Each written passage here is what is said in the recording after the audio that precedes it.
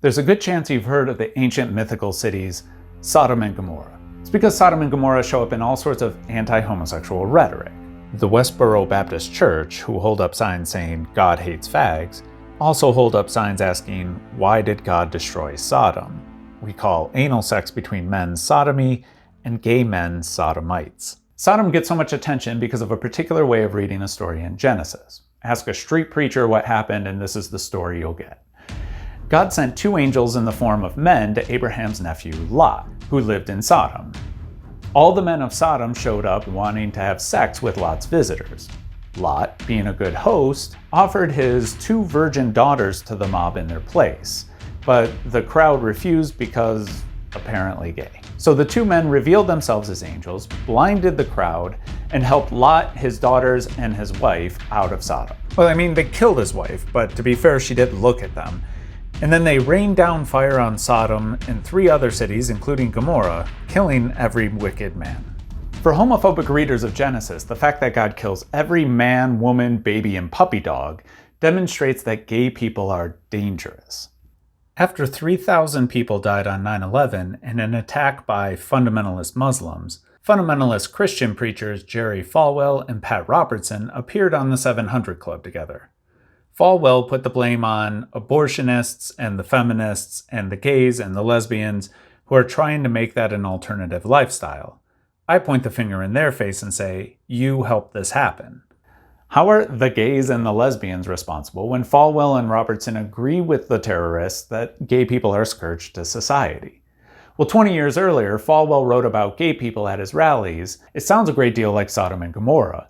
As I interpret scripture, when a society becomes like Sodom and Gomorrah, it is not far from destruction. God allowed the terrorists to attack because of gay people. Just like in 1994, Robertson blamed an earthquake on homosexuals. So based on Genesis, or rather, based on their interpretation of Genesis, Falwell and Robertson believe God kills Americans because they're merely around gay people. But is that the only way to read the biblical story of Sodom?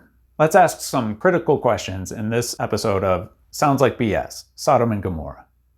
For much of what follows, I draw on an excellent discussion of Genesis in Richard Elliott Friedman and Shauna Delansky's book, The Bible Now. To understand what happens in Genesis 19, we have to go back to Genesis 18, where God decides to come down from heaven and see whether reports of Sodom's heavy sin were true. Genesis never clarifies what the sin was, but other texts do. The prophets Moses and Jeremiah associate Sodom with idolatry or worshiping gods other than Yahweh, Israel's God, not homosexuality.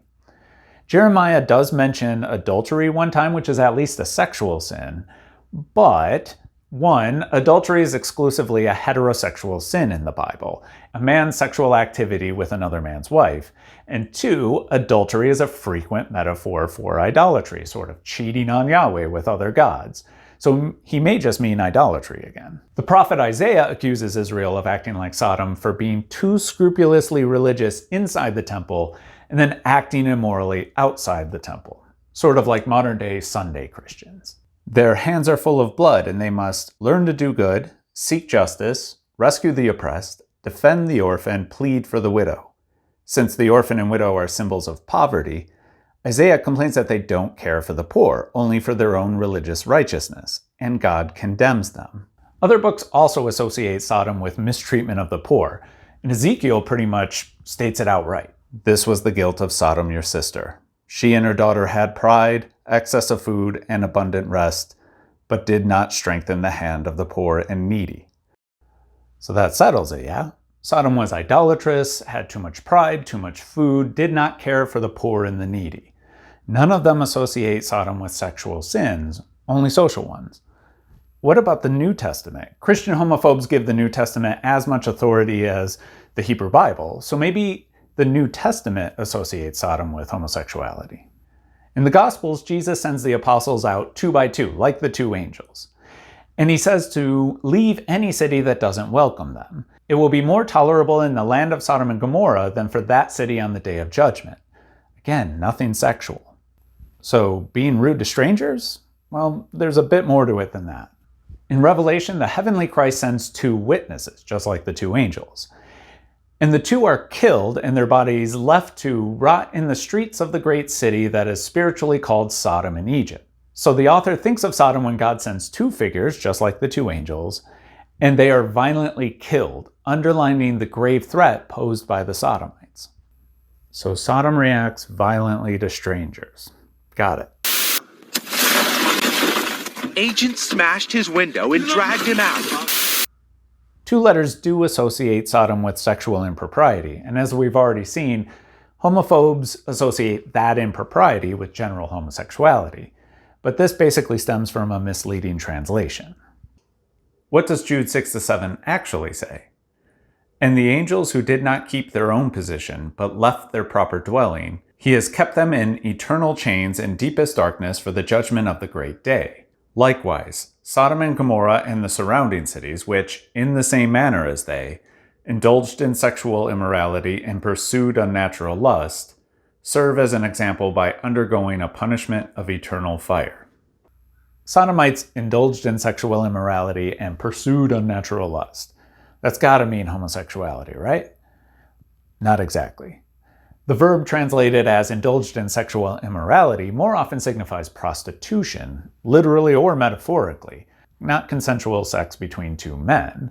And the second term is translated as unnatural lust in the NRSV, unnatural desire in the ESV, and strange flesh in the KJV. Whenever biblical translations can't agree with each other, it's a red flag. Jude doesn't say strange flesh, but different flesh. In fact, the word he uses for different is heteros, the prefix we use for heterosexuality, not homosexuality. The problem's not that the flesh is too similar, but that it's too different. And he's right. The flesh they went after belonged to another species, angels. So the Sodomites' offense was closer to bestiality than to homosexuality. Just before mentioning Sodom, Jude says angels left heaven and are now locked in chains until Judgment Day. The first book of Enoch expands an odd little story in Genesis where angels come down from heaven to have sex with human women. Genesis never mentions the story again, instead moving quickly to Noah and the flood. First Enoch, however, claims that God brought the flood to kill the hybrid offspring of the angels and women, then locked the angels in chains. So Jude knows this story and thinks of it as prophecy. In his letter, he mentions a time when angels crossed the interspecies line to rape humans and it caused destruction. He follows with a case where humans attempted to cross the same line with angels and it also caused destruction. Homosexuality is never in view, and 2 Peter basically makes the same argument. Genesis is unclear about what riled God up, but the other books of the Bible are not. Sodom practiced idolatry, mistreated the poor, was unwelcoming to strangers, and ultimately tried to sexually violate two literal aliens in the form of angels. Which brings us to the next point. Look, I'll be the first to admit, if the angels happened on a citywide gay orgy, we might concede that God ultimately destroys Sodom for all the gay sex going on. But that's not what happened. The men of Sodom don't show up to Lot's house with flowers asking the new guys out on a date. They surround the house, try to break the door down, and demand that Lot give up his guests so they can penetrate them. To know is a biblical euphemism for having sex, specifically phallic penetration, not just like fooling around. Compare another story in the Hebrew Bible. In the book of Judges, a stranger comes to Gibeah to see the family of his second-class wife or concubine. The people of Gibeah surround the house and demand to know the stranger. Unfortunately, the stranger doesn't have Lot's resolve, and the results are tragic. They wantonly raped her and abused her all through the night until the morning. And as the dawn began to break, they let her go. As morning appeared, the woman came and fell down at the door of the man's house where her master was until it was light. In the morning her master got up, opened the doors of the house, and when he went out to go on his way, there was his concubine lying at the door of his house, with her hands on the threshold. "Get up," he said to her, "we're going." But there was no answer. Then he put her on the donkey, and the man set out for his home. Judges shows us what the Sodomites wanted to do to the two angels. Rape them to death for being strangers living with another foreigner, Lot. The crowd is violent and xenophobic, not horny as Christian pastors like to imagine. While Judges and its readers rightly condemn the violent sexual murder of the woman in Gibeah by men, to my knowledge, no one goes on to condemn heterosexuality. Men raping a woman is evil. Murdering her is evil. Neither has anything to do with straight sex. It seems a forced choice, then, to think that Sodom has anything to do with gay sex.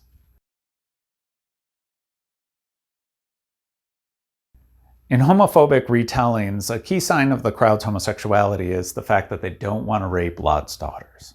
The logic here seems to be that the straight men would want to rape teenage girls, which fundamentally misunderstands why rape happens and raises all sorts of unsettling questions about the people who use this sort of logic. By contrast, Friedman and Delansky highlight Middle Eastern patterns of negotiation where one side opens with an extreme offer that he expects to be rejected, as illustrated a few chapters later. See, Abraham wants to bury his wife Sarah in a cave on a guy named Ephron's land, so he offers full price for the land. The other side does the same thing. Ephron counters by offering the field and the cave for free. Then the real negotiations begin. Abraham offers the price of the field around the cave, and Ephron quotes him 400 shekels. Abraham doesn't expect to pay full price, and Ephron doesn't expect to give the land for free. In Genesis 19, Lot opens with an extreme offer, his 2 young daughters, which he expects them to reject with an extreme counteroffer. Well, they give him one. And they said, "This fellow came here as a foreigner and he would judge. Now we'll deal worse with you than with them." Them might still include the daughters, we'll get there in a second. But the point is they don't reject the daughters, they reject the offer and they escalate. But what could be worse than raping his guests? Maybe raping Lot, maybe making him watch as they do it to his family. As Friedman and Delansky conclude, neither Lot's offer of the young women nor the crowd's rejection of it proves anything about what the crowd is after. It is not good evidence on which to conclude that the rest of the story is about homosexuality.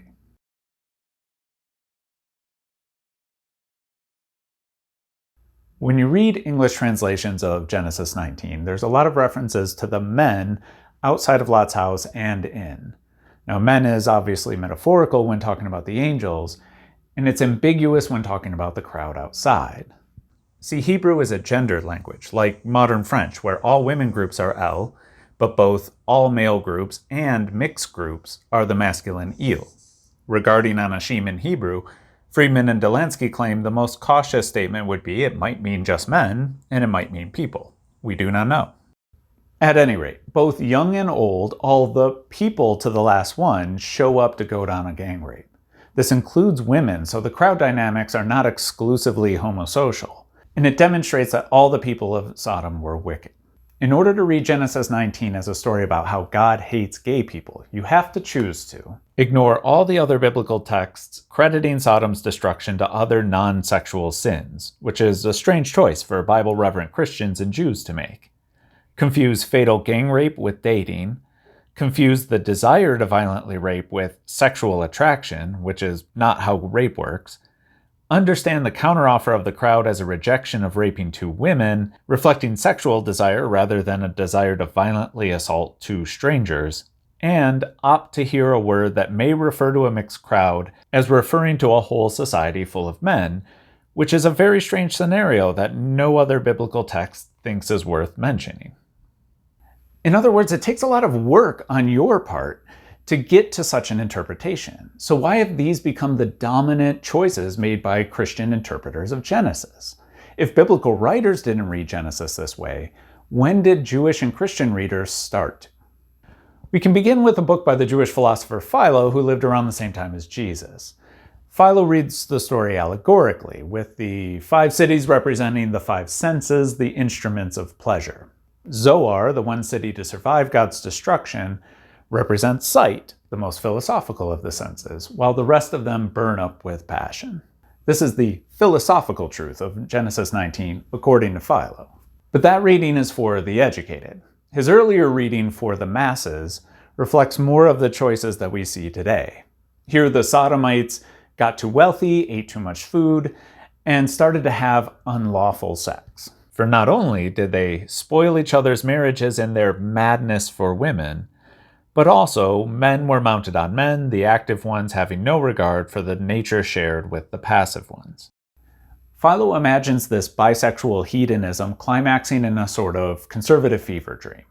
The Sodomites father endless children with each other's wives, but the boundless orgy doesn't satisfy their lust, and eventually they start raping the children, some of whom are boys. At this early stage in the interpretation's development, the scenario is adulterous, assaultive, and pedophilic, not gay as readers hear it today. Philo doesn't so much explain Genesis as he does sanitize it for a Greco-Jewish audience. For Philo, God doesn't burn cities in anger for trying to rape his angels. Such a display of emotion would be unworthy of divinity. Instead, God eliminates the passion and desire emerging from Sodom. As a diaspora Jew living in Alexandria, Philo probably followed the Mosaic Law as a way of maintaining Jewish identity. The Torah forbids anal sex between men, but Greco-Roman ethics encouraged it as long as you penetrated down the social ladder, which included teachers with students, adults with teenagers, even men with women. The more powerful took advantage of the less powerful. Being highly educated, unfortunately, Philo may have known people who experienced this power dynamic as young students with their own teachers. The men in Philo's community, perhaps viewed as outsiders in Egypt, probably experienced rape in the form of social coercion in a way that threatened their Jewish identity. They were in the right position to reinterpret Genesis 19 as a story of violence from desire run amok. Celibate Christian monks maintained copies of Philo's works, and they found his interpretation of Genesis worked really well in scaring incoming novices. These young men were around 14 or 15 when they entered the monastery, and they were thought of as dangerous because when you have large all-male facilities, 2 or 3 gay men are bound to find each other, especially if they see the monastery as a way of avoiding marrying women. Adolescent guys are just discovering their sexuality, and they are the closest thing to women the older monks can find. Sort of defeats the purpose of an all-male celibate community if it turns into the best place for a hookup.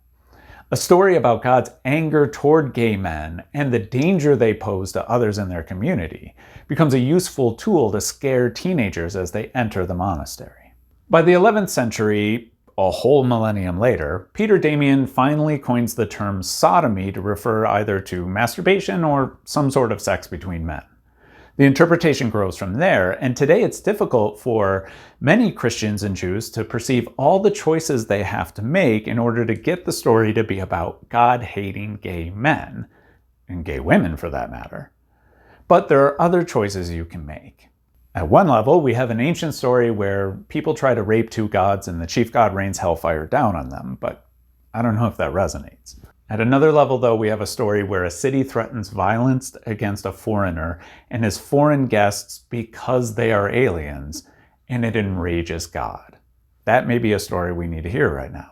Border Patrol told us close to 200 people inside were minors. Thousands of migrants have claimed they were sexually abused while in ICE custody. Yelling at 2 women because they were speaking Spanish. Stupid bitch. Yes? That's not how we drive in America. Trump's deporting your illegal cousins today, bitch. Really?